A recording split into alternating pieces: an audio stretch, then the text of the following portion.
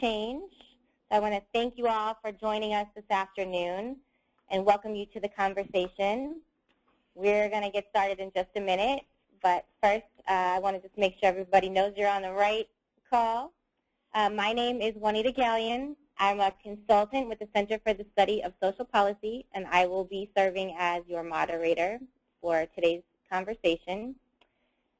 Today's webinar on the drivers of change is really an opportunity to get some local perspectives about the capacities we need to build in order to have lasting community change based on what we're calling the Local Voices study. We'll talk a little bit more about that.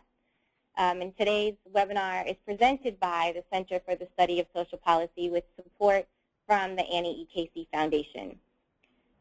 Before we begin, I want to do a couple of housekeeping issues, and the first and most important thing is making sure that everyone who is on the line can actually hear us. So if you can use the hand button on your webinar, if you're calling in from the computer, and just raise your hand to let us know that you can hear me talking, that would be great. Good. All right. That's the most important thing, is that everyone can hear us. Just a couple of technical issues. If you are having any sort of sound quality issue, your first bet is to try to hang up and dial back in. If you can't hear other people and you have issues with hearing us, if you're using it through your computer, try to test your speakers. Otherwise, hang up and dial back in. You can also use the question button to submit us a question that you're having trouble with audio. Another housekeeping issue to just run through, if you have a question, I'll talk a little bit in a minute about how we want to structure today's conversation. We want it to be as interactive as possible. So if you have a question, we want to encourage you to use the question box to pose questions throughout the webinar. We're going to answer as many as we can during the presentation and dialogue. We'll also hold time at the end for comments and questions. And at that point, we'll allow you to also, in addition to typing in a question, be able to raise your hand, and we can unmute your line so that you can ask your question yourself.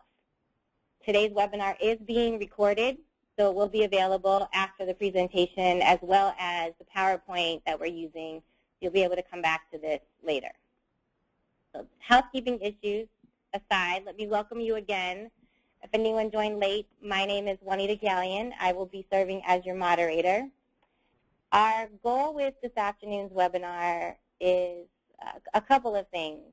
What we want to do is to do some initial sharing about the Making Connections initiative and how the communities involved have continued to be effective in achieving results for kids and families. We're going to talk about the core capacities these communities implemented in order to create lasting and long-term changes, what those capacities look like, and we're going to share some of the knowledge and the lessons that we've learned to really inform the field of community change about what it takes to do this kind of work and what the investments are that have led us and led the Making Connections communities to the point that you'll hear about. The way we're going to structure today's conversation, I'm going to do a little bit of context setting about Making Connections for anyone who's not familiar with the initiative. We're going to do a quick overview of the Local Voices study, which is the foundation for today's conversation, and you'll hear a little background about the report itself and some of the findings. But the bulk of our time is going to be spent in a dialogue with several folks who work in Making Connections on the ground and continue to work in their communities for community change. And our dialogue will address a couple of things. What we think these core community capacities are, how do you build them, right? What resources and supports are necessary to build this kind of community capacity. More importantly, what difference did it make in the lives of kids and families in these communities? What were some of the challenges? And then we'll open it up to really get into a conversation around takeaways and what some of our recommendations are. So the who that's going to get us through this conversation are several people. Myself as your moderator, Scott Ebert, who is a principal consultant with Sustained Impact, and from our 4 Making Connections sites, we have Celie Savusa, who's the Executive Director of the White Center Community Development Association, which is right outside of Seattle, Washington. Dana Jackson, who is the former Director of the Network Center for Community Change and a partner at Better Together Strategies. Dr. Henry Munoz, who's the Vice President of Grants, Research, and Evaluation at the United Way of San Antonio.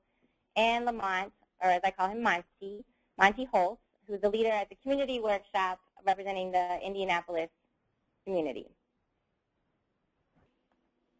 And I just wanted to make sure you see all of our lovely faces since you'll only be hearing our voices this afternoon.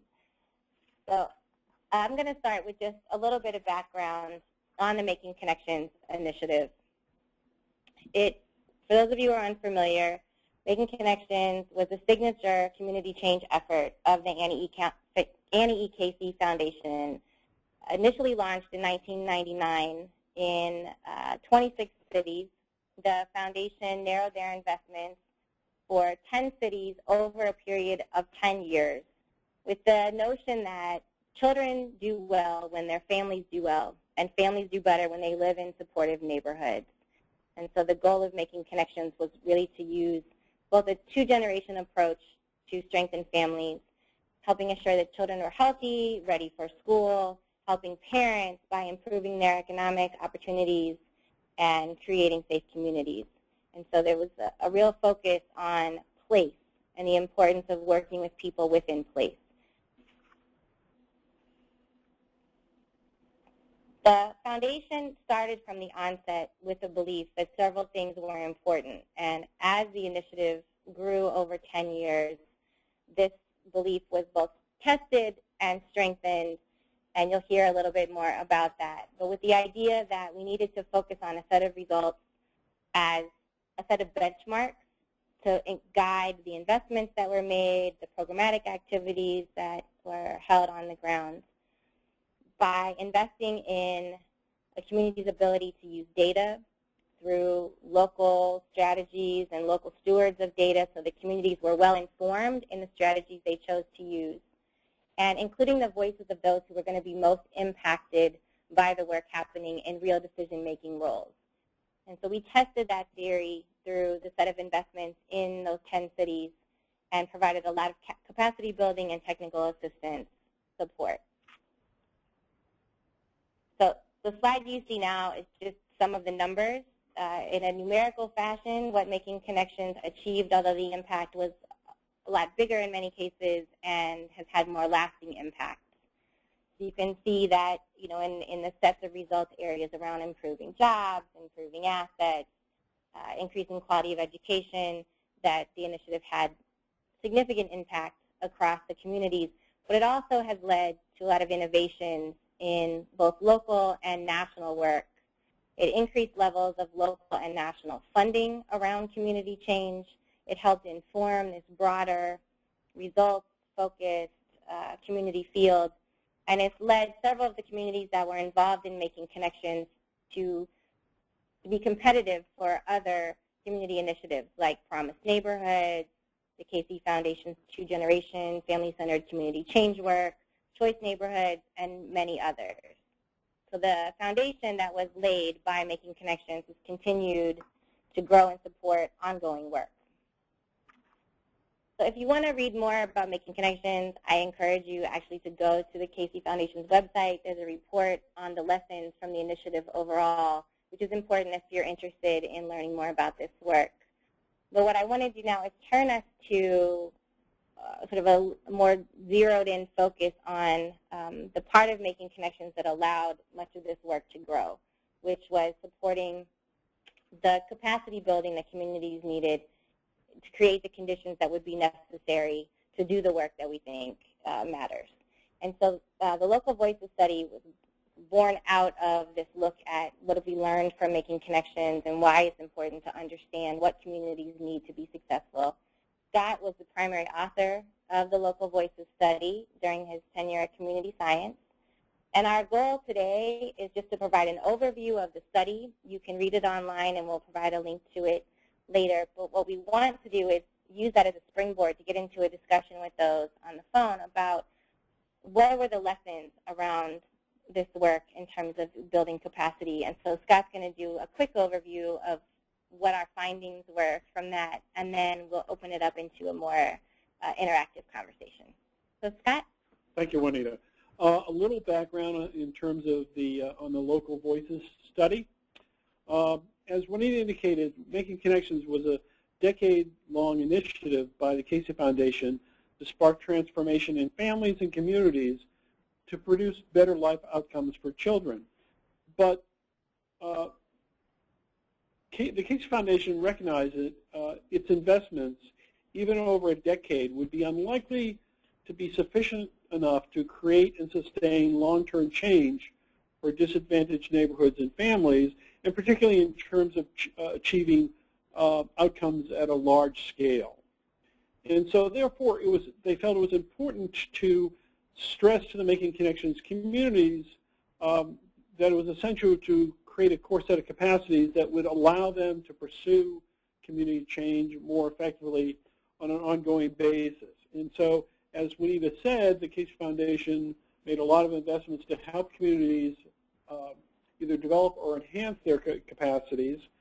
And since this was seen as a key strategy for sustaining community change over time, the Casey Foundation was interested in assessing how those capacities got created and assessing what progress had been made and what capacities were sustained. And therefore, in 2013, a couple of years after Making Connections formally ended, the foundation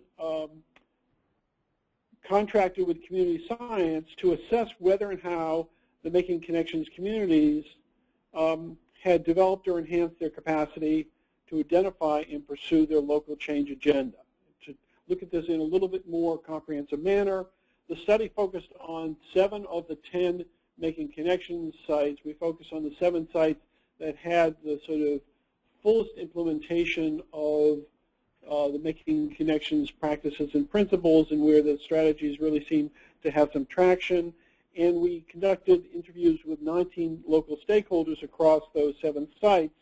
And the report that came out of the study, and at the end of the webinar today, we'll give you a link to that report, presents the perspectives of those stakeholders. So it's purely from the perspective of the local stakeholders relating to their community's capacity building experiences. Now,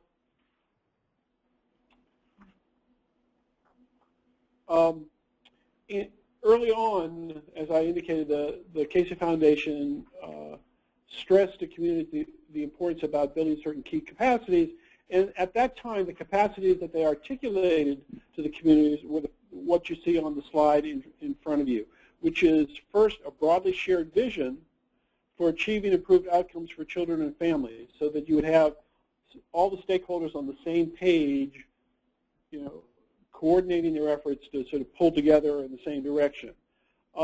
Second, a constituency of informed and engaged residents, including residents acting as leaders to both steer the effort and to keep the overall change effort accountable to those most impacted by it. Recognizing that no single sector, whether it's the public sector, the private sector, or the philanthropic sector, has enough resources to bring to bear to really promote community change, there was a real emphasis on building partnerships both within and across sectors, and with a specific focus on achieving results and promoting results accountability. There's also, the foundation felt it was important to build the capacity and the willingness of local public systems and service providers to modify their practices and policies in order to be more responsive to the family needs and resident-defined priorities. As Juanita indicated, another key capacity that the foundation had emphasized was data capacity and information systems to inform actions and assess progress, so that you would have data-driven processes and really be able to use data in a strategic manner. And then finally, staff capacity and institutional infrastructure to develop, manage, and sustain the other core capacities in the transformation process over time that will lead to outcomes ultimately at scale. So those were the key capacities that early on the Casey Foundation had stressed, asked the sites to really focus on. And as a result of the talking to the local stakeholders in 7 sites, this slide you have in front of you right now talks about some of the findings we had. And in fact, across all 19 of the stakeholders, they were able to point to increases in the core capacities in their communities. And the ones that are bulleted here are the ones most frequently mentioned, and they're listed in order of frequency. First, where 15 of the 19 sites reported that they had seen increased level of collaboration among providers and across stakeholders. 15 also indicated they saw improvements in the capacity of their communities to use data to inform the local change agent efforts. 13 of the stakeholders mentioned that they had been able to establish institutional homes for the change efforts in the sense of a place that would sort of continue the effort over time. 12 had indicated that their communities reflect now an improved willingness and capacity to engage residents. 12 also indicated that their communities had increased their capacity to move from smaller demonstration efforts to larger scale efforts to really achieve larger impact. 11 of the stakeholders talked about their community's ability, more effective ability to articulate and promote a common vision for change and to mobilize individuals around that. And then 10 of the stakeholders talked about the ability to leverage other resources for the change effort. Great, Scott, thank you. So let's jump into our dialogue here. And based on these capacities that both what the initiative laid out at the beginning and what the findings were post-initiative about what really mattered, let's get some sense of whether or not these are the right capacities, right? Are these ones that still resonate? Are there others that we're missing or the community should be paying attention to? And so, Monty, let me start with you to weigh in on the perspective from Indianapolis, and then we'll get some more thoughts. Sure. Thanks, Juanita. Thanks, Scott. The 8 capacities that are identified here are really good ones, and I remember them from back in the day when we were working on making connections in Indianapolis. I also know that there's so much packed into each of these 8 bullet points that really elaborates what these capacities mean and what those capacities have meant in each of the cities that have been involved in the Making Connections effort. One capacity that I know is packed into here somewhere because I cheated and read the Local Voices report is leadership development. And I know that that was very, very important in Indianapolis. Everything from resident leadership, people who are getting out of their homes and getting engaged in the community, and help them develop their capacity. That's an effort that we had the opportunity to cross-feed a lot with the Louisville, with Dana Jackson and her work down there, but up to and including the collaborative leadership for results model that evolved over the course of the 10 years of Making Connections, and I know has a new life in some of the other community change initiatives too. So to identify explicitly finding individuals and helping them develop their capacity to lead change is an important capacity. Great. Thanks, Monty. Dana, do you want to weigh in if there are any other capacities that we're missing or the community should be thoughtful about that may not have risen to the level of those findings in the report? Yes, absolutely. Thanks, Juanita.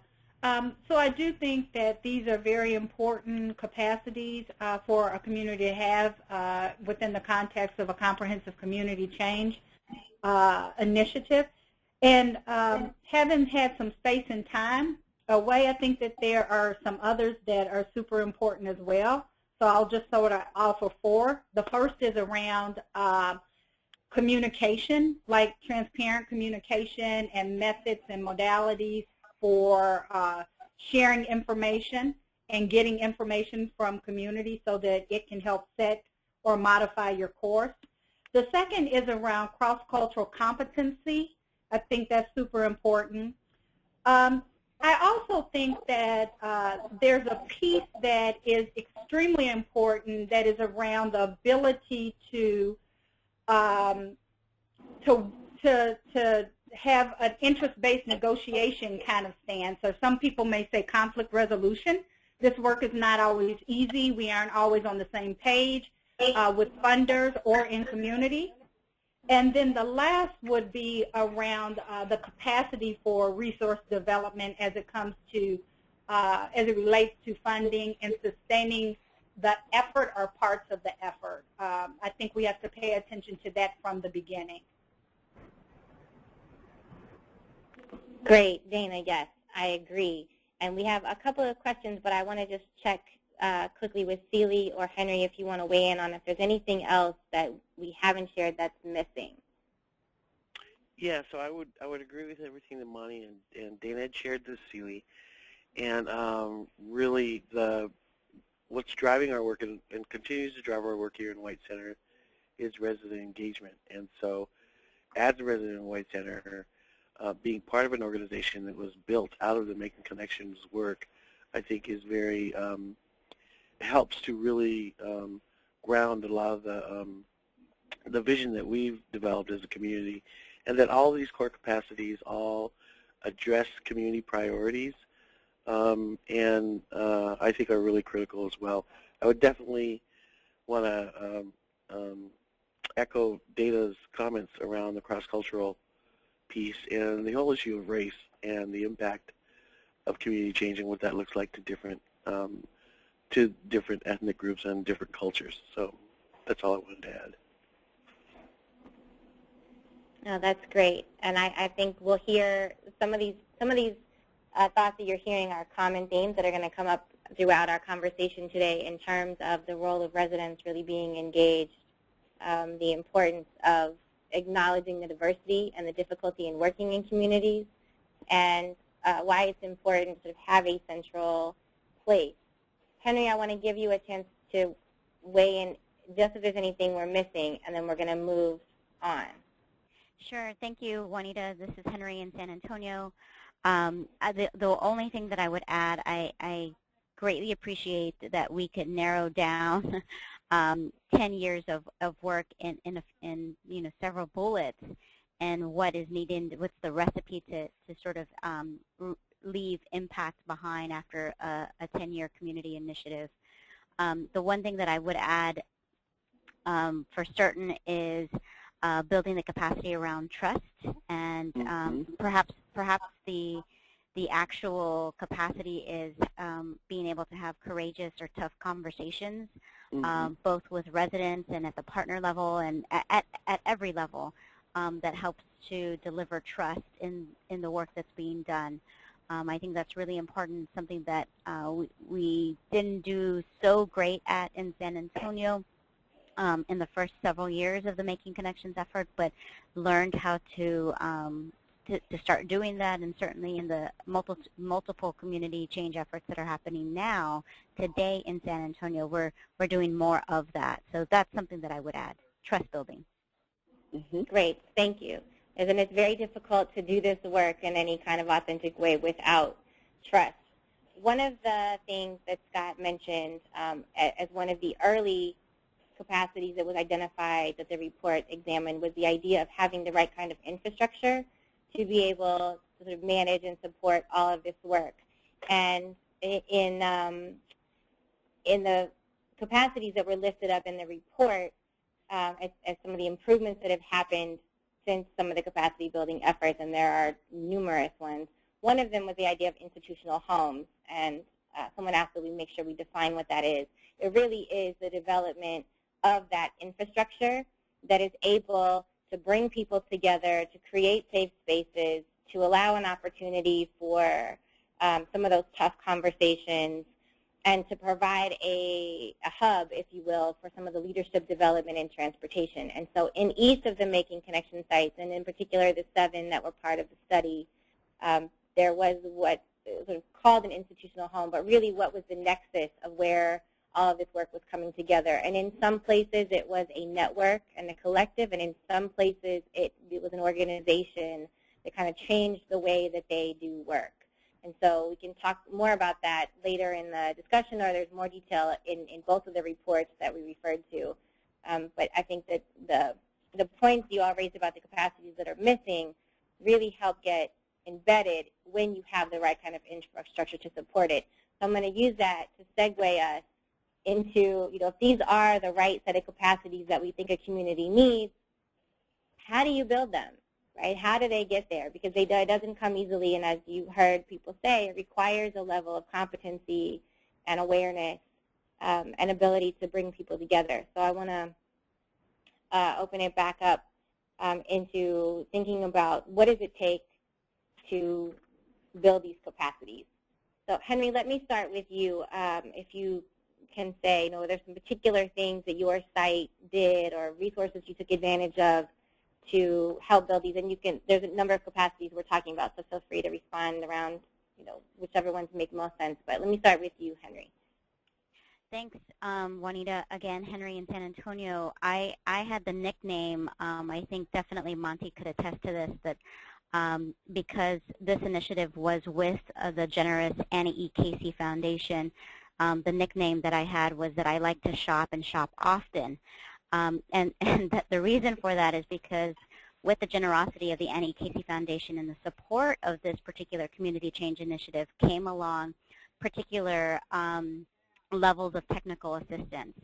And those of us that are still working in community change initiatives today know that oftentimes technical assistance dollars comes with this level of implementation or taking to scale particular pieces of work. And so one way that, at least in San Antonio, we were able to help build some of this capacity. Some of it was organic, but certainly others was being able to take advantage of the wealth of experience around the country through the support of the Annie Casey Foundation's technical assistance. So a specific example, so I could be really quick here, a specific example, actually there's two. We needed some help around resident engagement. The Annie Casey Foundation connected us with a site that was doing really great resident engagement that was not actually a Making Connection site. We were able to do some peer matches, which essentially brought the two communities together to really take a look at what was happening on the ground with the frontline staff all the way to the leadership, and then help try to replicate that in our particular site. A quick other example had to do with results accountability. Results-based accountability, this is particular a methodology that is used to create shared results around population indicators and related program performance measures. This particular methodology, highly endorsed by the Annie Casey Foundation, actually proved to be really grand here in San Antonio with Making Connections specifically in building the capacity of residents and other stakeholders to really come up with, here are the set of indicators or the set of results that we want to achieve in this particular amount of time. That was really helpful for us in San Antonio with that particular initiative, but remains to be helpful in the initiatives that we have ongoing today. Great, Henry, thank you. And I think you identified a couple of really good examples that San Antonio was a very good user of TA. You shopped often, but you shopped well. And so I appreciate you highlighting two of those examples. Celie, let me ask you about in White Center, as other good shoppers of technical assistance, if there's anything you want to add about how you built some of those key capacities that have continued to impact and influence your work locally. Yeah, so probably the biggest impact through the Making Connections years for us here in White Center is the resident leadership, resident engagement, and the leadership of residents to help guide the work during the 10 years of the Making Connections initiative, and really helping to elevate community voice in terms of service and evaluation and delivery of services, and then community mobilization and neighborhood revitalization were really key. We definitely were good shoppers around technical assistance, and the whole notion of making sure that the technical technical assistants that came to White Center that they understood how to be here. And so, which gets back at Henry's point around trust. It's one thing to have technical assistance, but as we all know, technical assistance can be a lot of work for the people who are asking for the help. And but that's okay as long as the work is done in a way that gets at the priorities and the outcomes that the communities are looking for. So for us, the work in building those institutional partners who really understand community was critical here for White Center, especially our work around education and transformation of the education system and increasing outcomes for not only for increasing the number of parents that are actually engaged, but having parents, having resident voice and parent voice as part of decision-making efforts and that are happening within the school district, so I think are really critical. And as long as you are true to hearing what residents and parents are saying around some of the change efforts that are doing, I really don't think you can be steered wrong. And understanding that the way that we tend to move as nonprofit organizations and just the institutions is a lot faster paced.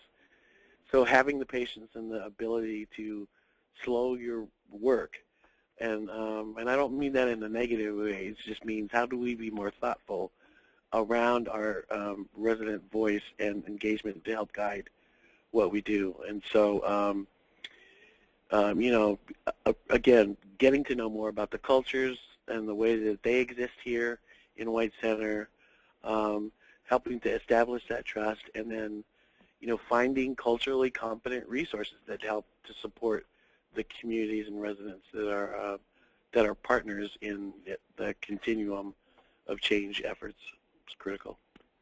Thank you, Celie. This is Scott. I just had one follow-up question in terms of an issue you raised relative to technical assistance. There's sometimes a sort of not perfect alignment between the technical assistance that a funder wants to provide and the technical assistance that a community is looking for.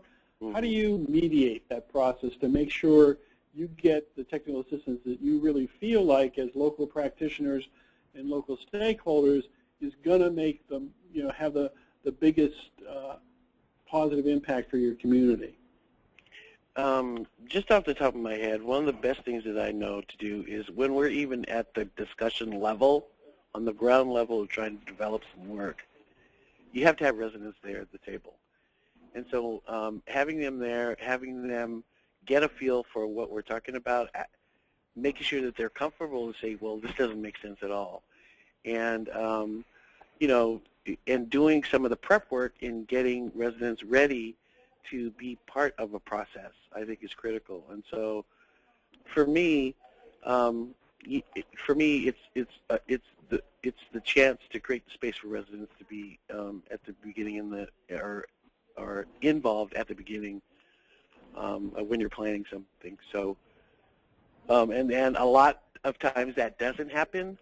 So, really, making sure that not only me, but folks who are on staff here at the CDA, a lot of them are residents too that work here, and so. It is really how do we get resident voice and community voice at the ground level. Great, Celie, thanks. And I think thank you also for making the point that in many cases for these strategies to be effective, if we're talking about building capacity, about changing practice, about the way that organizations work together and collaborate and partner, that it does sometimes require starting from a different beginning point than people are used to, right? And really authentically including people in the community in the conversations about what is it that we need. One of the things that we learned early on in our technical assistance work with making connections is that often what people think they need is not what they actually need. And the only way you get to unpacking that and focusing on what are the capacities, where are the gaps, and what are the capacities that really need to be built is sort of going through a process. And part of it is using data, and a lot of it is relationship building. Let me also ask Monty in Indianapolis, were there some areas in terms of building capacity that you guys struggled more with than others or focused on more than others that you want to share?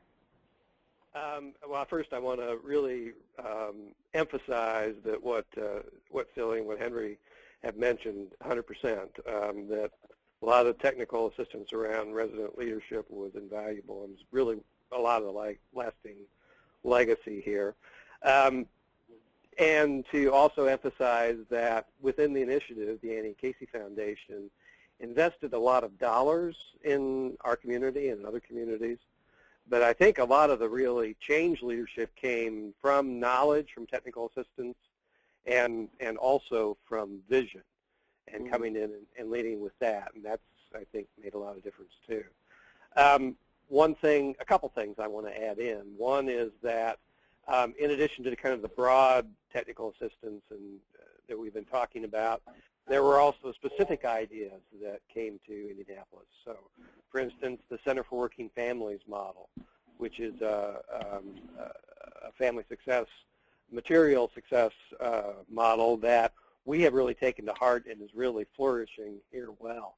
And that was something that Casey helped to introduce in Indianapolis and in other communities. So there were specific things like that, specific actions, specific programs that have made a difference.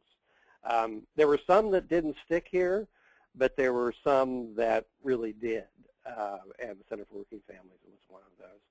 And then the other thing I want to add is that particularly towards the end of the initiative, all of our communities learned from each other and learned how to make the space to create a community of practice around San Antonio. You're doing this thing around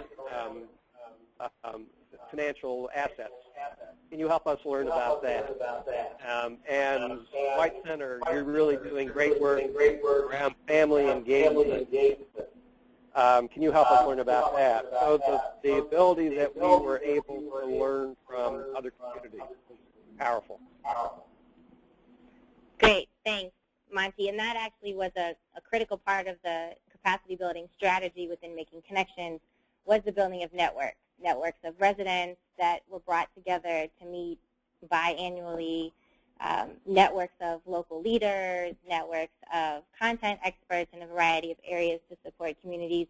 But really the bringing together of all of the sites into a learning network and a community of practice was a big part of, I think, an initiative-wide strategy to build capacity and provide that kind of support.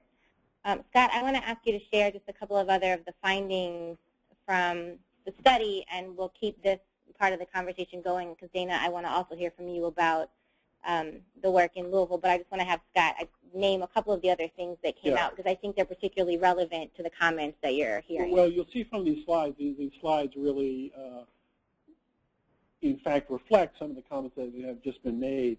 As part of the Local Voices study, we asked each of the local stakeholders to say, what were the key factors that helped you to help build these core capacities? And these are the three things that they most often named. One is information and technical assistance on best practices and tools so they could learn from the sort of the most effective practices from around the country so they didn't have to reinvent the wheel and they could have confidence in what they were doing. Second thing was sort of the leadership training that the Casey Foundation invested in, and particularly around resident training in leadership roles so that folks could be more effective spokespersons and leaders for their communities, but also recognizing that these core capacities need champions, and you need those leaders to be champions to build these other things, these other capacities and sustain them over time. And also, they mentioned the ongoing reinforcement of certain practices and principles that sort of were deeply embedded in Making Connections in terms of the emphasis on collaboration, a focus on the results, a focus on the use of data, and constantly reinforcing the importance of resident engagement. So in all the activities that the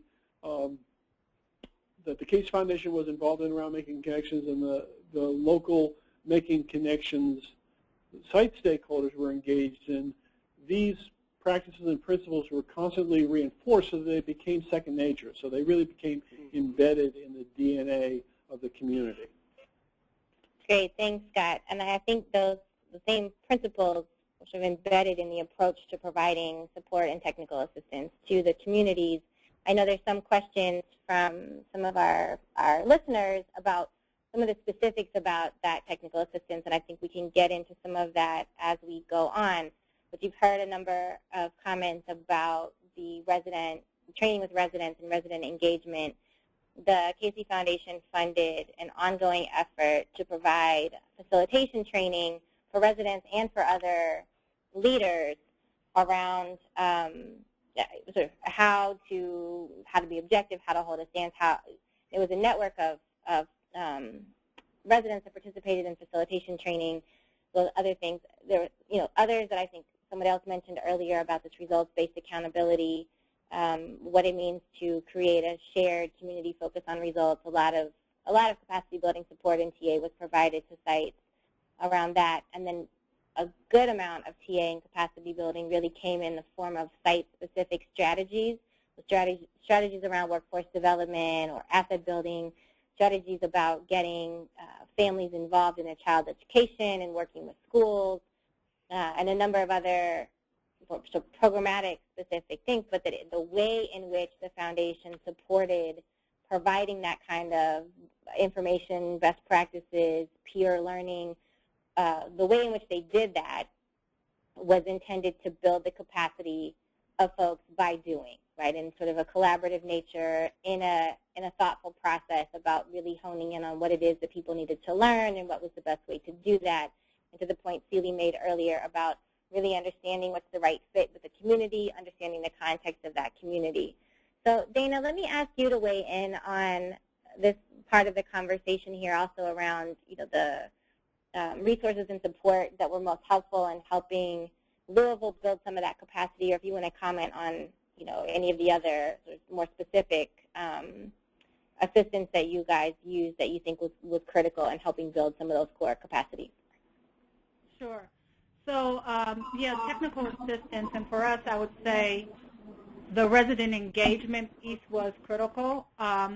We had tried several models of engaging residents that were not really working, and through technical assistance provided by Bill Traynor who is associated with Lawrence Works, we launched our network organizing model of community building.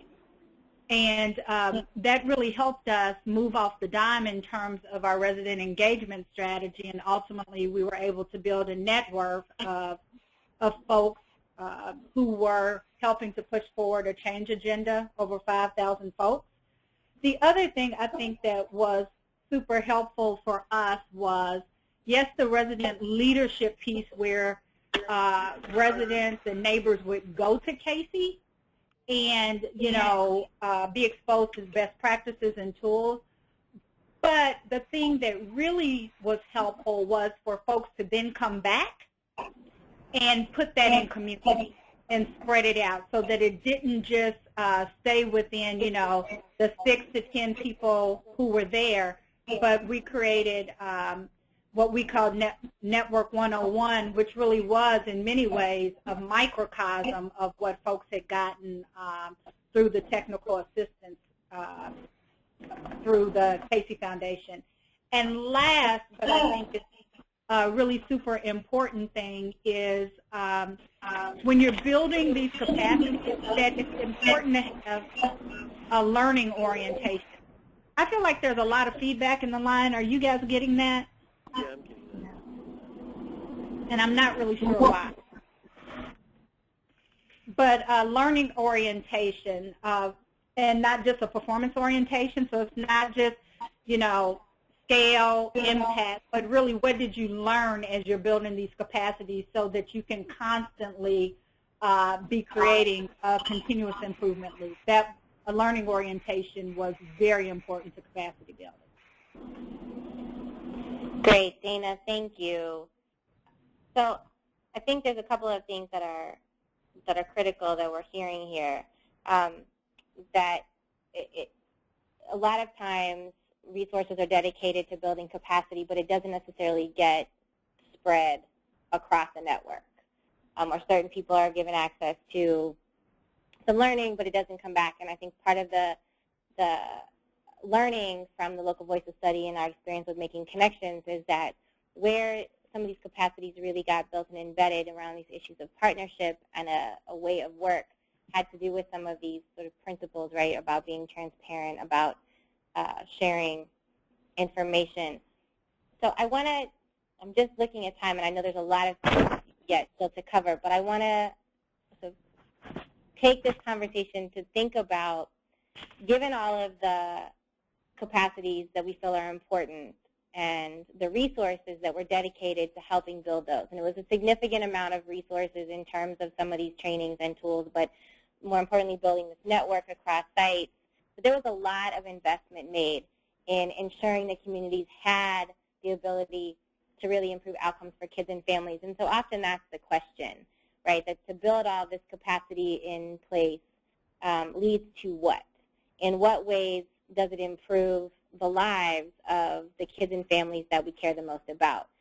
And so I just want to have us think about that for a minute in terms of, in your own communities, how did your efforts to increase core capacities really lead to improvements and outcomes for children and families? And so while you're thinking about that, I'm going to ask Scott to just say a few words about some of the findings that the study actually could determine there was a link back between, having built a certain set of capacities actually did lead to some better outcomes, and what that says about this work, and then turn it back to you guys for a discussion. Yeah. Through the Local Voices study, we asked each of the 19 stakeholders to talk about were there ways in which the core capacities led to better outcomes, because the capacities weren't an end to themselves. They were seen as a means to the end of improved outcomes for children, families, and communities. And in fact, the stakeholders described a wide range of better outcomes that they saw as resulting from the improved capacities. And the substantive areas are listed, here to give you a sense of the range in terms of early childhood advancement, in terms of readiness for school and early school achievement, reduced student absenteeism, improved academic performance. For the adults, increased employment, income, and asset gains, decreased recidivism in terms of issues relative to crime in the community, and sort of more successful reentry of former offenders, improved neighborhood facilities that the community could benefit from, and expanded goods and services in terms of additional consumer services and amenities and transportation that improve the quality of life in the community. However, none of the 19 stakeholders in the 7 sites were able to point to examples of population-level changes in terms of those having been achieved by the end of the 10-year period of making connections, which demonstrate just how challenging it is to achieve such impact. And in some ways, it validated Casey's belief in the importance of developing the capacity to continue the effort, because these things aren't going to come easy or come in the short term. Right. So let me turn it back to our panelists here, our presenters, around, so what difference did it make to have some of these capacities built, and were there specific things that you all did and work that you did that you feel led to better outcomes?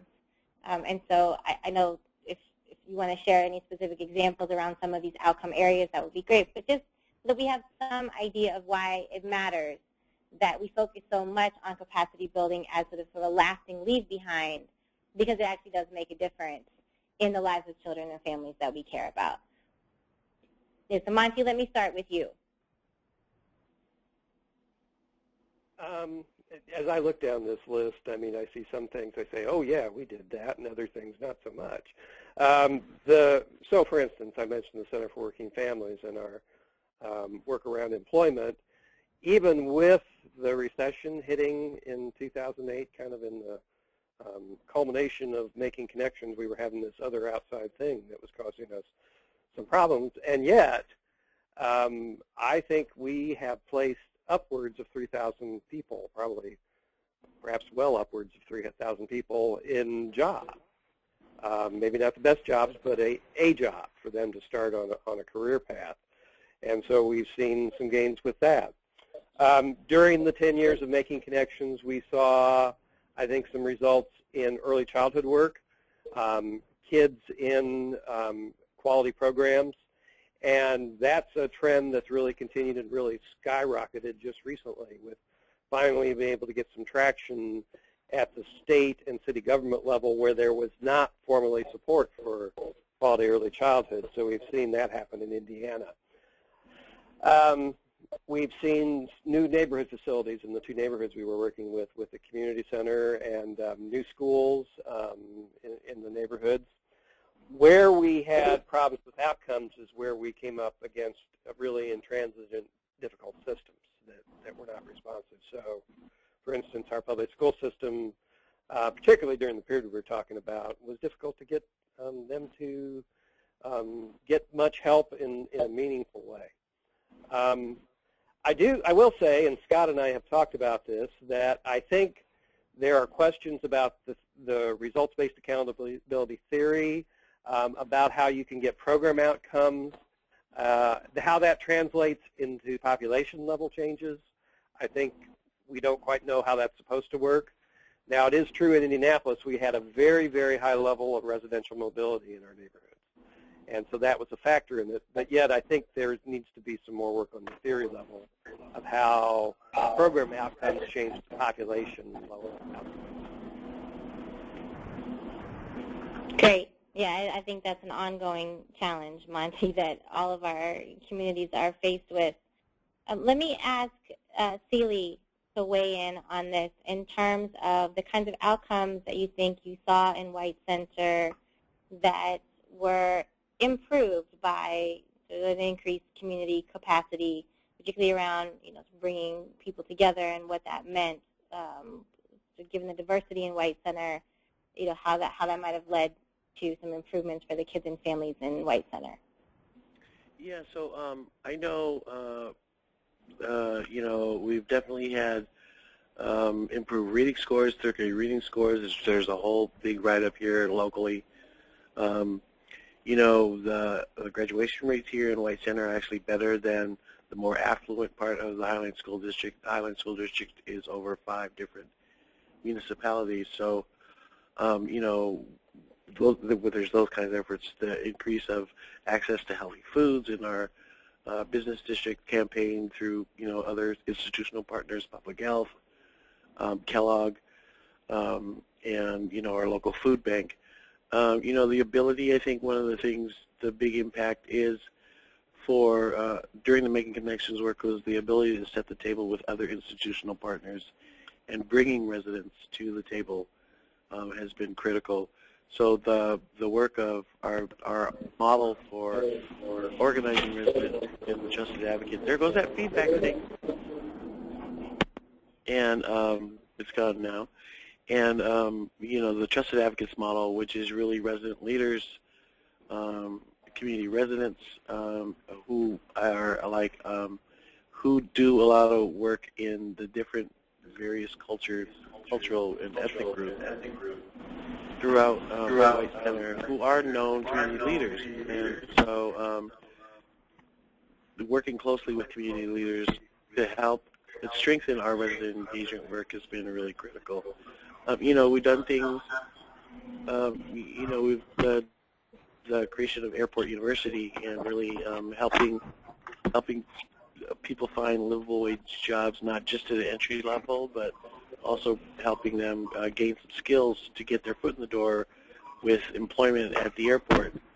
So, and then, ultimately, the CDA we're known and get a lot of calls from organizations and institutions throughout the region to come in and help work with other partners on community engagement and outreach to, to a diverse population. So the impact has been huge, and we were very fortunate to have the resources of the Casey Foundation here, and so we knew that in order to sustain it, the strength of the ability to utilize, to strengthen our fund development capacity, and I know we're probably all challenged in that area, but you know, these are concrete outcomes that I think are, you know, invaluable to strengthen neighborhoods. So those are just a few examples.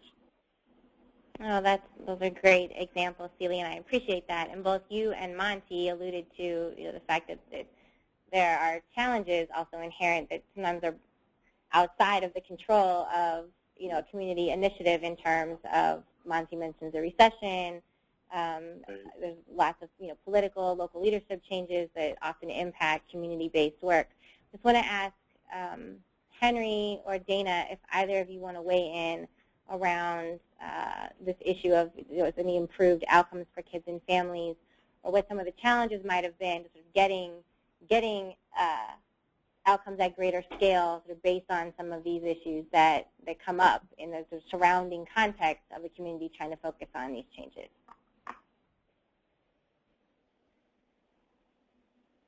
I could jump in here, Dana. This is Henry in San Antonio.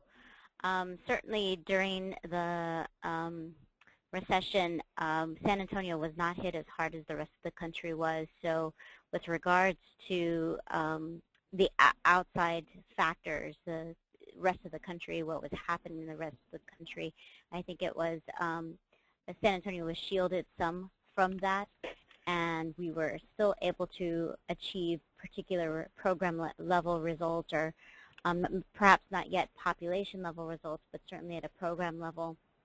I will say one of the, you know, I'm looking at the list much like Monty did and Silly did. I looked at the list and sort of said, yes, one of the things that we found in our Making Connections in San Antonio was that we went, at the beginning of the Making Connections, we had somewhat like 22 census tracts, so a very broad, large geography. And then halfway through the initiative, we went to a smaller geography, mainly choosing a particular school district. In San Antonio, we have multiple school districts, and so choosing one school district, one of the smaller ones in the school in San Antonio in the city, to focus in on, allowed for us to show a really dedicated focus on the early childhood advancement, as well as working on absenteeism and academic performance for those kids in that school district, but also allowed for us to take things to scale. So one of the things I did want to highlight in San Antonio, what we were able to do with the support of the various items that from the Annie Casey Foundation, as well as the learning across the country, one of the things we were able to do is really test and pilot in maybe a few schools, a few key focus schools is what we called them, and then once it worked in those schools, we took it to scale. There were 10 elementary schools that we worked with at the end of the Making Connections effort, and in all of 10 of those elementary schools, really having focus around third grade reading, improving absenteeism, those types of things were occurring, and so we were able to take to scale. So just another quick point I wanted to make in San Antonio that I don't see on this list that I would say is a really important outcome for us as a city, that I don't know if it, I couldn't officially say it derived from Making Connections, but certainly we practiced during the Making Connections time, and that was a level of institutional change. So in the Making Connections time frame, the city, our local municipality was part of our effort. We had colleges and universities a part of our effort. We had 2 of the largest nonprofit organizations in the city part of this effort. We had other private funders a part of this effort. So we have a nice mix of a diverse portfolio of stakeholders, including the most important stakeholders, the residents of the neighborhood. And what was practiced during that time was being able to work together and have these shared results and sort of work toward that. Again, perhaps we didn't make that population level change, but that institutional, cultural, and behavior around how do we work together, this business culture, I think was practice during that time that we actually see today more and more of. And in fact, we have many of the same types of partners, if not the actual same people, participating in community change initiatives happening today. And we often think about our old Making Connections days and think, okay, let's not repeat that same mistake. We're going to make new mistakes, so let's not make the same old ones. And I think that that goes to something that's not on this list here about impacting community, especially children and families, is this institutional behavior that was at least practiced. May have not originated during the Making Connections days, but certainly practiced lots. Great, Henry. I mean, that's excellent, and I think that sort of really helps make the case, right, of why institutionalizing a different way of work. It doesn't happen overnight. It often takes a very long time, but the institutionalizing part of it, that it spreads across partners, regardless of transitions, because there's a common vision, and being able to demonstrate results, at a small scale to be able to then transition to large scale, I mean, it really sort of underpins why we think this is important. Dana, I want to ask you to just weigh in on this, and while you're doing that, I want to encourage folks, we want to try to open this up to questions from those of you who are listening in. If you have questions, after Dana responds, we want to open it up to have a little bit more of a dialogue. So if you have a question that you've been holding or something that you're, want to go ahead and ask, feel free to go ahead and raise your hand or type a question in, and we'll move into a little bit of a dialogue and thinking about sort of what are we taking away from this and what some of the recommendations are. That's sort of the last part of our conversation today. So Dana, do you want to weigh in on, in Louisville, what it's meant for you all in terms of sort of outcomes you think that you were able to achieve, or some of the way that that's continued to have, and the way of work has continued to have an impact locally, despite what we know are some of the challenges around doing this work? Sure. So much like my colleagues, when I look at the list and think about what we did here, I think that there are certainly some quantitative, wins, again, not population level, but because of the work that the Making Connections Network, so that includes, those of us that were central in the relationship with the Casey Foundation, as well as many, many, many, many partners, we were able to close the third grade reading gap with our focus school. Our workforce pipeline and the focus of it being neighborhood-based actually changed the way that our largest healthcare institution here recruits, supports, and retains workers. Our community college actually does support differently for those folks who are matriculating there, and what we're finding is that their retention rates are 30% higher than what they used to be. I mean, I could sort of go on and on about sort of program impact and sort of little p policy change. And I'm really, really proud of that. But the thing I'm most proud of, and that I think has really impacted our city the most, has been around resident engagement. I know that there was a time in this city when large, it didn't even have to be large, it could just be community change initiatives or conversations, right? The table was not diverse. Residents were there just sort of in authentic ways, to just be all the way honest oftentimes. As a matter of fact, there was a saying here, if you're not at the table, that's because you're on the menu. And people really believe that. And because of the work in the resident engagement piece, the tables look different. The impact has been around one of access, around building partnerships and bridges that never would have occurred, so that those rooms and the change work can actually take place in authentic ways and have the impact and the population results we're looking for. I mean, I think that a generous 10-year investment is wonderful, but we have to figure out how we have more time, how we leverage other funders, because 5 years, 10 years does not sort of push away decades and decades of disinvestment in some of these communities. Mm-hmm. Right, absolutely. I think if anything, we know that it takes longer than a decade-long investment, right? It takes a long time, and there may not be an end, quite frankly, right? Like, we'd all like to put ourselves out of work, maybe, but that there is a lot of work to be done, and that it gets done easier and better and with better outcomes by changing the way that we work together. So this is another reminder to folks, if you have questions, to either raise your hand figuratively through the webinar, or feel free to type in a question, because we have a little bit of time for questions.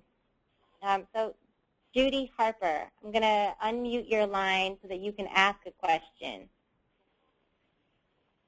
We'll make sure you're unmuted also. So Judy, do you have a question for our panelists?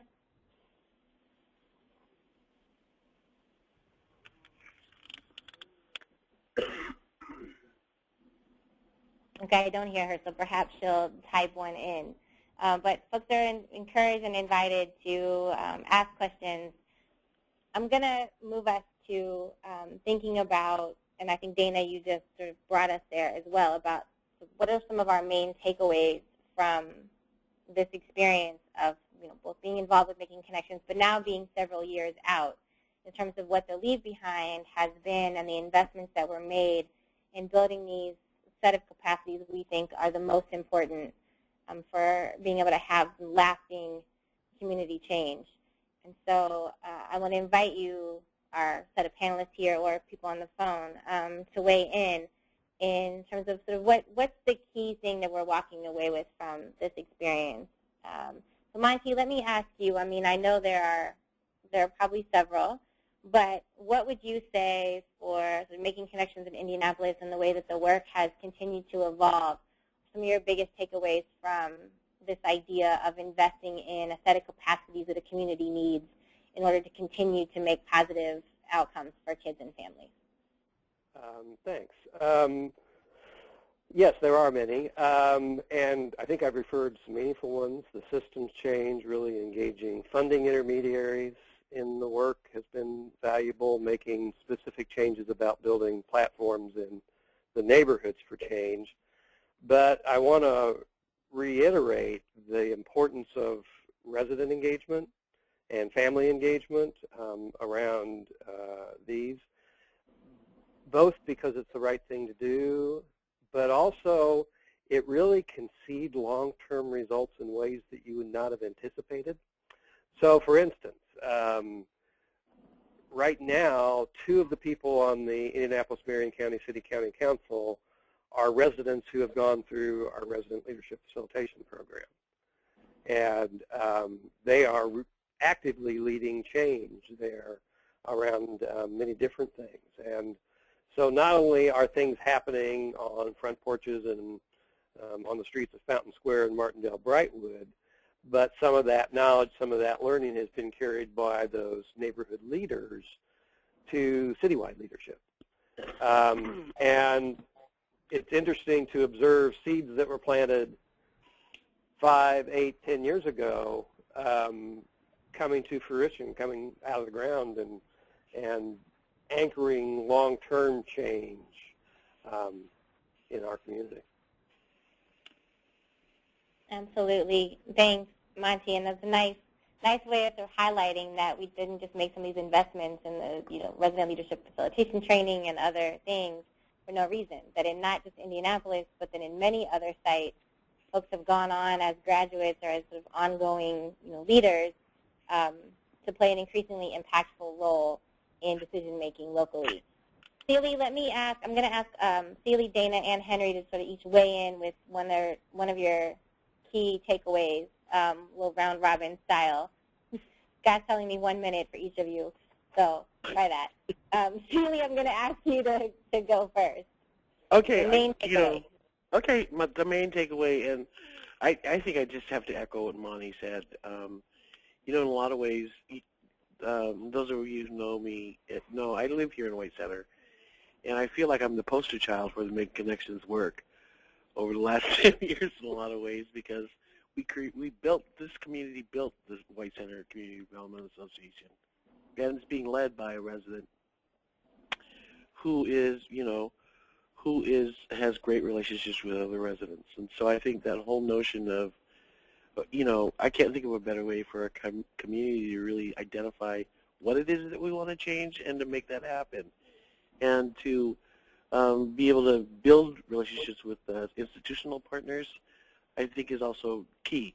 You know, it's the whole capacity around lots of funders wanting to help support capacity building, but it's very conditional in a lot of the ways that they want to do that. So, you know, being able to hear how capacity needs to be strengthened in nonprofit organizations and other work that's happening in the community, especially around change initiatives, I think you really have to understand how to do that, and so that capacity building is meaningful, but it's also done the way the community wants it. So that's my 1 minute.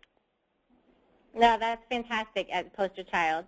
But it really is true, and I think your experience is a hallmark. But that, yes, it does not and should not, capacity building does not and should not happen in a vacuum. Mm-hmm. Henry. This is quite difficult for me, Juanita. I know, Scott, and Scott just held up a finger for 1 minute. So. Okay. I really find it very difficult to narrow it down to like one or two main takeaways. I would definitely echo what's been said already. Leadership development is key. Leadership development at all levels. I think building the capacity of the team on the ground, the organizations that are partners, the residents who actually live and worship and work in the neighborhood, I think are really it's paramount to the work that needs to be done. And what happens with building that capacity, with being able to really focus in on shared results and the time frame which we will try to achieve them in, what happens with that is that I think Monty used the word anchor, seeds that were anchored somewhere. I love that, because I think that we are actually reaping some of those benefits now with residents, with organizations that were part of the Making Connection effort. Still, there is movement around making connections in the side of town that we had that investment in. But what we've also seen is some of that capacity being transferred to other neighborhoods in San Antonio with other community transformation efforts. And I think that that's really a huge benefit of an organization like the Annie Casey Foundation being able to invest a certain amount of time and a certain amount of capacity building and technical support, and then sort of watching it grow across a particular city or across a particular geography. So leadership is a really important key takeaway. Great, and thank you for trying hard. I know we really made it difficult for you. Dana, let me ask you to weigh in quickly. Yeah, sure. So I think resident engagement, and I also think leadership, but I think a particular model of leadership that is diverse and that is about collective leadership, and understanding that, you know, the locus of the work should be pointed outward, so that there's not there's not a particular hub that is small and has to have the answers, but instead there's a collective that's working towards the common good. And I think that's super important, because oftentimes key institutions or people don't stay connected to the work. So the work has to be diffuse enough such that if they are no longer there, it continues. And I think that is the piece about not only rooting the capacities, but making sure that they are really spread and diffused throughout your network and your leadership, whether it's individual resident leadership or it's organizational leadership. Great. Thank you, Dana, and thank you to all of our presenters, especially for having to try to be as succinct as possible in work that is decades over a decade long and ongoing, and so it's hard to talk quickly about it. I want to thank all of you for joining us. You'll see on the screen there's a couple of additional lessons and takeaways that were highlighted from the report. There were a couple of questions that came in that are very specific, and so I'm happy to follow up with several of you that asked about some specific tools and resources and some videos about community work. Right after this, I can follow up with you via email and make sure we can try to get answers to those for you. I want to thank all of you for listening. At first, we're bumping up against time, so that's the only reason we're trying to cut the conversation a little short. We could talk about this for many more hours. Thank you to our presenters for being with us. If you're interested in reading more about the Local Voices report, it's also available on the Annie E. Casey Foundation website. There's a link here. The slides from today's PowerPoint presentation and a link to the recording of the webinar will be available soon on both the Center for the Study of Social Policy website and the Annie E. Casey Foundation website. So it's a lot of information that we shared with you in a short amount of time, but appreciate you attending. Thank you, Scott, my co-host here, and feel free to follow up with either the Center or the Casey. Here's how you can find them with any other questions or for a lot more resources on community change initiatives and capacity building, et cetera. So thank you all for joining us today.